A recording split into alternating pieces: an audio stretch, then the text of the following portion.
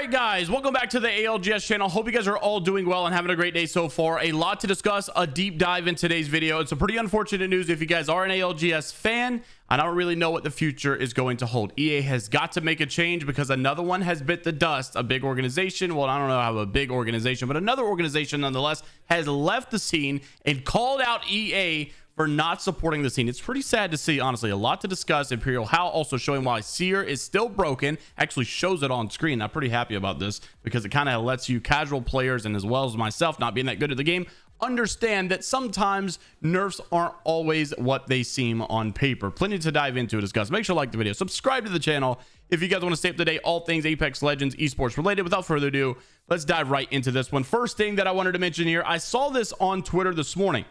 It was coming from Noises, and this guy was an Apex Legends pro for IG. I think this is like Invictus or something like that. I could be totally wrong, but I remember IG playing it the last couple of lands.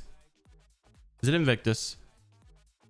Is it Invictus? It is Invictus. I'm a beast. I was going to edit that out, but honestly, we'll just leave it in there. I'm just getting, you guys may know, I'm just coming back to the Apex esports scene here recently in the last like season or two. And so I'm learning. That's good stuff. I'm proud of myself there. Just a little, bit of accomplishment for me. I'm happy with that. So anyways, I saw this tweet coming from Noises, and he said, we're looking for an organization with Graceful at JMW and our coach Anna, and I'm taking individual offers as an IGL, but I can be flexible. Thank you all for all the support over the years, Invictus Gaming. And I was like, wait, what in the world? Why are they leaving Invictus? Is Invictus just dropping them, or what's exactly going on? And that's when Cutnoid reported that not long ago, IG Invictus International becomes the latest ALGS organization to step away from the league due to what they have quoted issues with sustainability from Apex Legends. Here was the actual tweet that they decided to make, saying, we have carefully considered our position and sustainability in the Apex Legends space and have come to a difficult conclusion to step away from the title.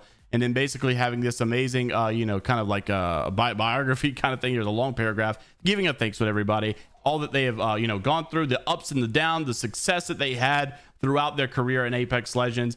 And every organization, Cloud9, that has left, G2, like I said, I still don't really know what G2's state is. If they're ever coming back, it doesn't really seem promising. I think, honestly, if G2 knows what's best for the Apex scene, they should probably stay away and kind of topple on top of all of this drama going on so that EA kind of knows, oh, crap, we got to do better than this.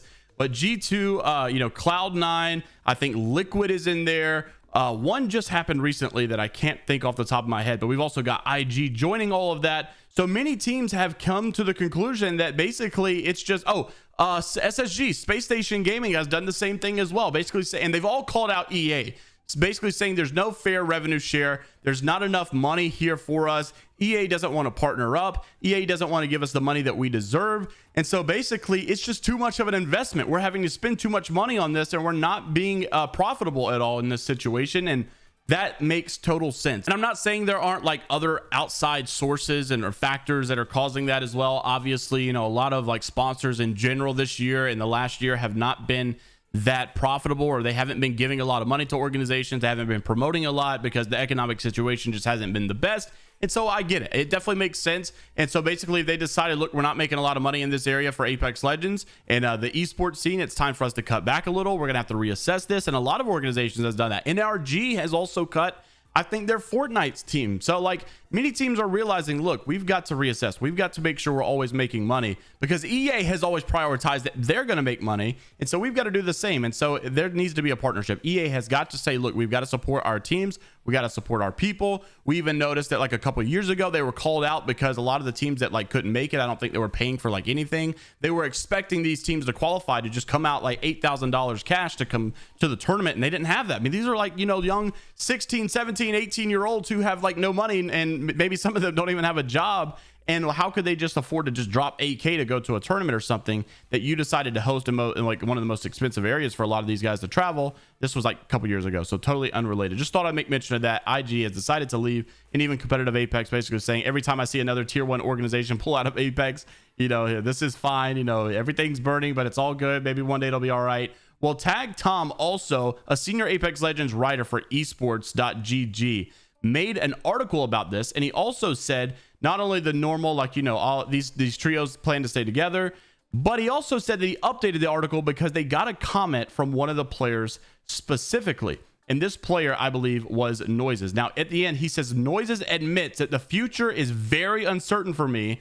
Kind of sad to see. I hate that there are pro players that are feeling like they're forced to leave the game because Apex is just a sinking ship competitively because EA won't take care of the organizations and help them out. He also said, basically speaking exclusively to esports.gg, Noises reflected on his time at IG International. The experience with IG was positive overall, but I definitely feel like I could have achieved more, but the experience was great. IG leaving the scene is sad, but the reasons behind it are way more of a tragic story, which is basically that is being in Apex for most orgs is just not financially viable. Yes, we all see it now. EA needs to basically see that they're being ratted out. People really need to continuously back out of Apex. EA has got to have some pressure on them. If we saw TSM shake up or maybe say, oh, we're thinking about leaving, EA would be sweating badly, like really bad. If NRG did the same thing, EA would be freaking out with the ALGS situation. I think at the same time, I really wonder if EA cares that much about ALGS entirely.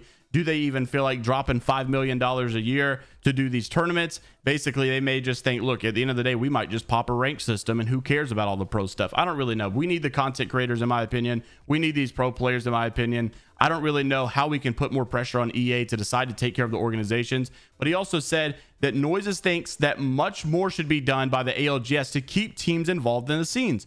More skins, more advertising. They clearly get plenty of views when the large tournaments are happening. And yet it feels like these viewers don't translate to a healthy esport where orgs aren't hemorrhaging money. And honestly, I could not agree more. I sit here and watch a fanatically established Call of Duty scene that has been around for years, and so many pro players that have been known, players like Scumpy and Clayster and Crimsix and Karma, all these people that are still involved in some of the scenes. Scumpy just retired, but Clayster is still competing. Many of these really long-time competitors that have been here for years, and these guys have everything. I mean, they've got team skins, they've got, you know, which it is a franchise now, but they've had a lot of really good support for quite some time.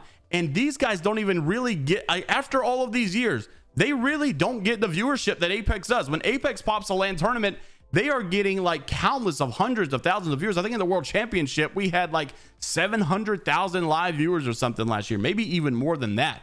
It was unbelievable to see. Call of Duty is not pulling those numbers. I'm sorry. And I love Call of Duty and I love to watch it. But for some reason, Battle Royale just got that pizzazz and people love to see ALGS. But yet, like, despite all of that, you would think, oh, they've got massive viewership. They've probably got team skins. They probably got all kind of support from EA, knowing that they have, you know, that many viewers coming in. And no, we've really got nothing. We have like one of the worst supported esports scenes entirely, in my personal opinion. It's kind of sad to see. Yeah, I really think we need a little bit more support than that. He also said with the EMEA region lacking tournament infrastructure, income can be difficult for even top players in EMEA. Noise has admitted that this decision will have a big impact on his pro league preparation and his future in the game. There is a lot of uncertainty going forward, he says, as I have commitments that that require income. So the future is very uncertain for me. I hate this, man. We really need a better situation from EA. They have got to fix this. They have got to make this system better because it is not good the way that it is all sitting now. Just as we decide to close the video out, I showed you guys a clip yesterday of the whole TSM situation and what meta are they going to be running, where they've been changing it up all the time. Some people have been saying Seer is not bad at all still. He's still very, very good in the game and not even like nerfed as much as we may think he is. He's just a little different now. Well, this is Imperial House showing and explaining why that is the case and why Seer is still good. This will be the last video just before the video ends. So thank you guys so much for watching. Have a great rest of your day. It's Viber Die, only positivity. And until the next time, well, by the way, make sure to like, subscribe if you guys want to stay up to date, all things Apex Legends esports related. And I'll see you later, Gators. Peace. Like, bro, what else do I gotta do? What the fuck? How is that fighting me close? How are you losing that one, Zos? The Seer is literally like the same shit, just like slower, way slower. Like, this character is like so viable. Yeah, his ult is basically untouched too. Just like 5 seconds shorter. I'm coming forward. Coming off. I killed him. I'm popping. 150, 170! I'm throwing grenades as well. 100 banger, 100 I'm banger. pushing. Cracked, one dead. Flash on the path. He's literally one shot, Popping. I need you guys to... Yeah, I'm popping in medkit right now. I got a snipe, one I got off. I hit him 40, he's just stuck there, he's just sitting there.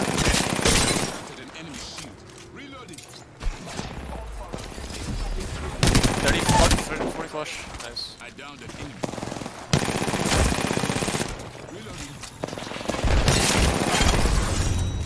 Bro, this character is still busted as fuck.